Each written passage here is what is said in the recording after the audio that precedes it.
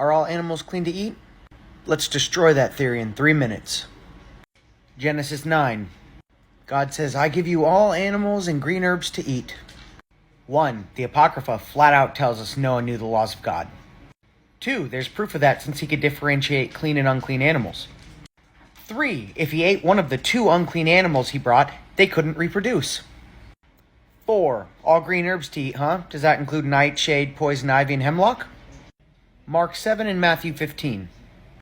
Jesus declares all foods clean. 1. When they mention food in the scriptures, they're talking about what God says is food. Do you consider house cat to be food? They didn't consider pig to be food. 2. A man-made commandment of the Pharisees was that if you didn't wash your hands before you ate, you made biblically clean food unclean. Jesus said that's not what made food unclean. Thus, he declared all biblically considered food to be clean, because you couldn't defile it with dirty hands. 3. He was surrounded by Pharisees, who were constantly testing him. If he spoke something that went against the laws of God, they would have locked him up on the spot. Peter's vision in Acts 10. 1. This is years after Christ's ascension. When the word of God comes to him, Peter is shocked that the word of God seems to be telling him all animals have been cleansed. This alone proves that what happened in Mark 7 and Matthew 15 wasn't Jesus saying you can eat whatever animals you want.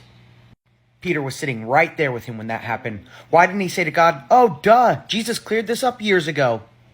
I love bacon. Because Jesus never declared all foods to be clean. At least not what you consider to be food now. 2. After the vision, Peter is still puzzled. He's thinking to himself, why would God break his own laws? Then the Gentiles come to him. He clarifies his own vision for us, that God was telling him that all the Gentiles were purified in his eyes. Proof of this in verses 34 and 35.